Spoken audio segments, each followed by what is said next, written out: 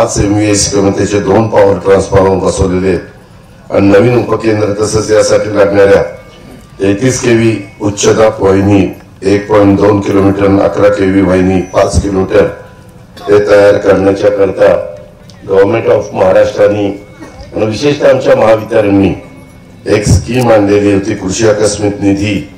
त्याच्यातून 7,85,00,000 रुपये आपण उपलब्ध करून दिले आणि सदर उपकेंद्राचं काम मेसर्स SCTC सायदीप इलेक्ट्रिकल्स या एजन्सीमार्फत पूर्ण करण्यात आलेलं आहे. मी बघितलं काम चांगलं झालेलं आहे. आपली गायरानाची जागा आपण तिथं दिलेली आहे. पुढे फ्युचरमध्ये इकडचा भाग वाढला तर अजून तरी कॅपॅसिटी वाढवायची म्हटलं तर आपल्या हातामध्ये अलीकडे आपली स्मशानभूमीच्या अलीकडे ही सगळी जागा उपलब्ध आहे आणि या उपकेंद्रातून 4 नवीन वाहिन्या काढण्याचं काम आमच्या महावितरणने केलेलं आहे. त्यामधून आपल्याला अंजनगावचं शिवार, अंजनगावचं गावठाण, रानमळा, कुचेकर वस्ती, करावागतचं शिवार, त्याचबरोबर बनकर वस्ती, नेपात वळण, करावागस, तांदळे वस्ती, नाळे वस्ती, कोमणे वस्ती, लष्कर वस्ती येथील साधारण माझ्या 1600 शेती पंपांना शेतकऱ्यांच्या आणि 1300 घरगुती ग्राहकांना तसंच वाणिज्य आणि घरगुती ग्राहकांना विद्युत पुरवठा हा होणार आहे. आणि एक उपकेंद्र होण्यापूर्वी या ग्राहकांना आम्हाला बारामती येथील 132 अतिउच्च दाब उपकेंद्रातून वीज पुरवठा होत होता आणि त्यावेळेस त्याची लांबी जास्त असल्यामुळं कमी दाबाने कधी कधी विस्कळीतपणे वीज पुरवठा व्हायचा.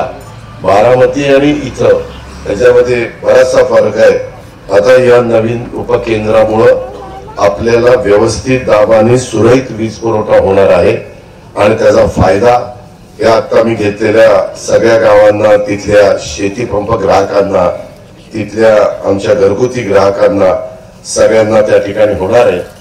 त्याबद्दल मी आज आपल्या सर्वांच्या साक्षीनं सुरुवातीलाच मौजा अंजनगाव तालुका बारामती येथील 33/11 kV उपकेंद्राचं उद्घाटन झालं असं या निमित्तानं जाहीर करतो.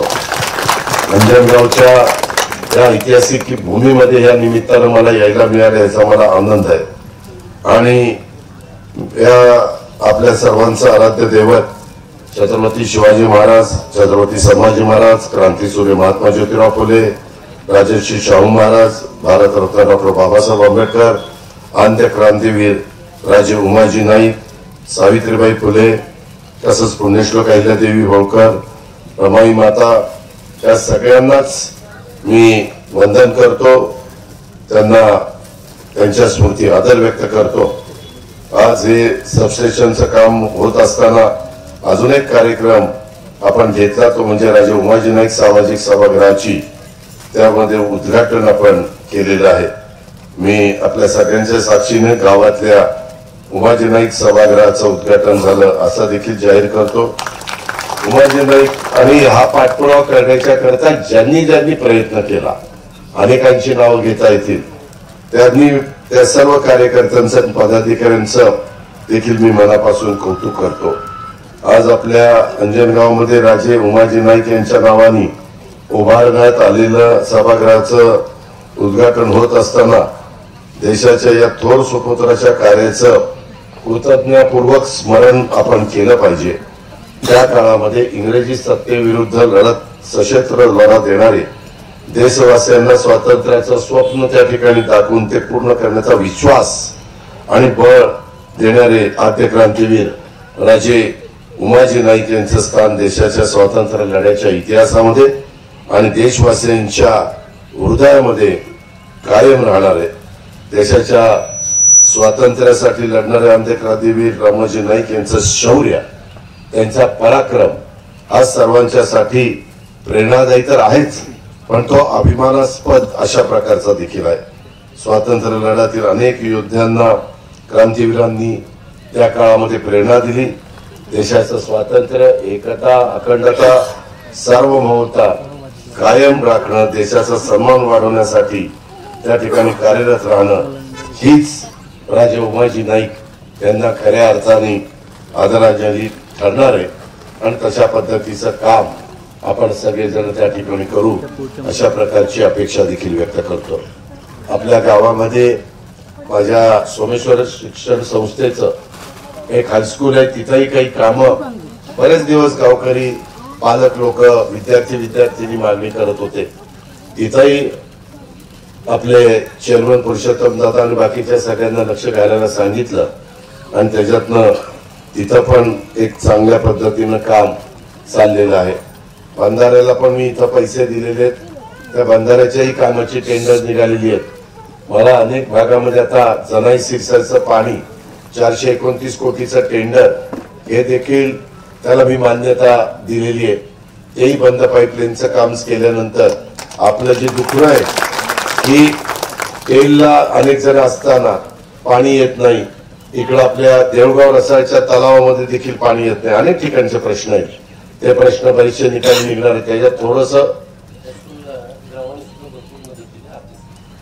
गावाने पण दादा म्हणतात की भरपूर अशा प्रकारची मदत केली. ज्यांनी गावातल्यांनी मदत केली त्यांचं मनापासून अभिनंदन. त्यामध्ये कारण शेवटी कसं आहे, आपले पण काही नैतिक जबाबदारी आहे. एक मनाचा मोठेपणा तिथं तुम्ही दाखवायला पाहिजे. शेवटी आपल्या सर्वांची मुलं मुली तिथं शिकणार आहे. अजूनही मला इथं अंधारपाड्याच्या क्वाराटीला जायचंय, तिथं अधिकारी येऊन थांबलेत. तिथं पूल कसा करायचा, त्याच्या कशी लाईन असली पाहिजे आणि तिथून मग सुप्याला मार्केट कमिटीचं काम सुरू करायचंय. विद्या प्रतिष्ठानच्या इमारतीचं काम रेंगाळलंय. आज मी आदित्य तावरे यांना सूचना दिलेल्या, ते काम मी राहिलेलं अर्धवट फास्ट करून घ्यायला मंदारांनी यांना सांगितलेलं आहे, आदित्य तावरेंना.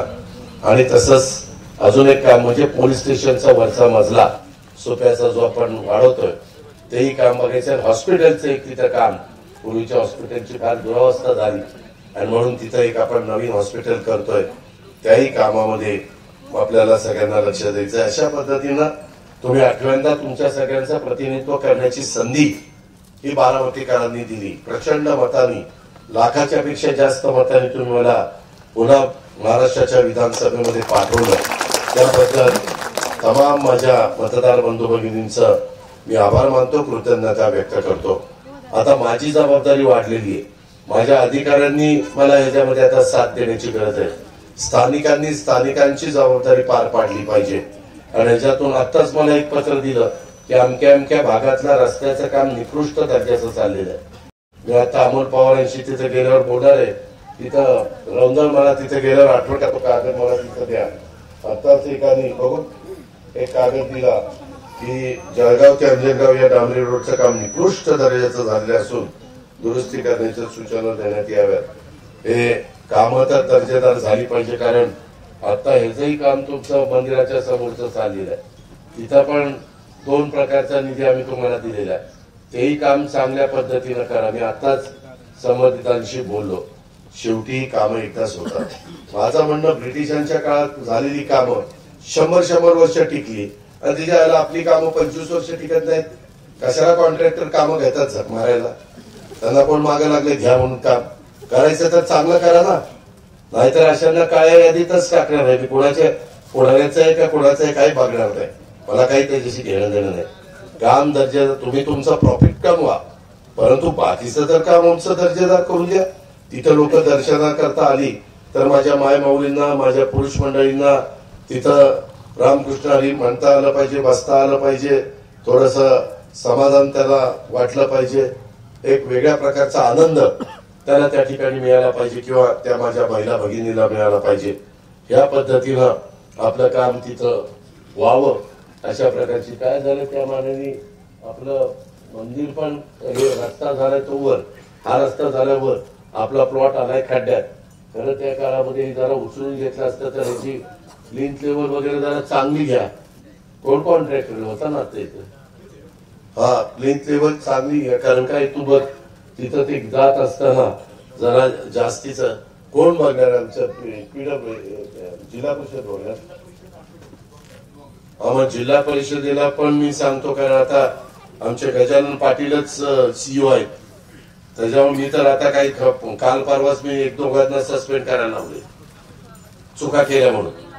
मी आता सगळ्यांच्या देखत सांगतोय, कुणी पुढाऱ्यांनी इथं लुडबुड करू नये, ढवळाढवळ करू नये.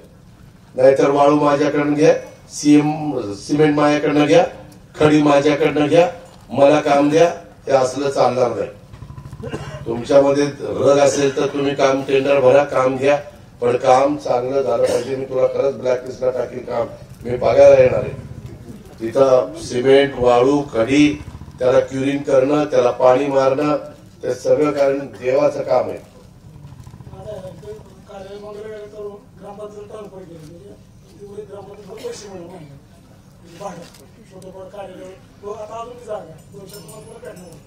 भेटा अशा वेळेस अजित पवार आठवतो आणि नको तेव्हा काय काय आठवतं कोणाला मला माहिती नाही. जाऊ द्या, आता त्या खोलात जायचं नाही मला.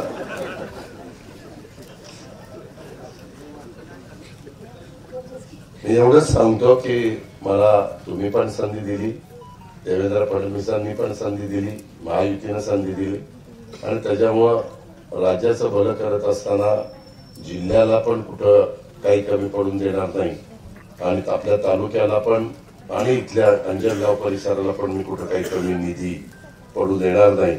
अजून आपली होय बाबा, दोन्ही बाजूचे शेतकरी तयार आहेत, तयार असलं तर करी, नाहीतर सांगणारा सांगतो रस्ता तो पाहिजे, आणि त्याच्यात तर 1 गुंठा जमीन जात नाही, जमीन जात असते दुसऱ्याचीच. काय ज्याचं जातं, ज्याचं जळतं त्याला कळतं. ती म्हणतो ती आलं माझं काय, ही कसं काय सांगतोय. त्याच्यावर रस्ता तर चांगला असलाच पाहिजे, त्याच्याबद्दल दुमत नाही. आता इथं धर्मराज पेटकर अजून किती सबस्टेशन आपण मंजूर केलेले? नारोळीला एक अजून म्हणजे आता झालेली मला 4-5 झाली ना बारामती. मेळचं एक झालं, करंजेचं होईल. ठीक आहे, मागे देखील आपण मोठ्या प्रमाणावर बारामती तालुक्यामध्ये लोड शेडिंग राहू नये, सुरळीत नियमित दाबाने वीज पुरवठा माझ्या मायमाऊलींना पुरुषमंडळींना व्हावा अशा पद्धतीचा प्रयत्न केला होता, आणि आता पण तसाच प्रयत्न, त्याच्यात आता वाढ झालेली, त्याच्यात आणखीन भर टाकण्याचं काम आमच्या सगळ्यांचं चाललेलं आहे.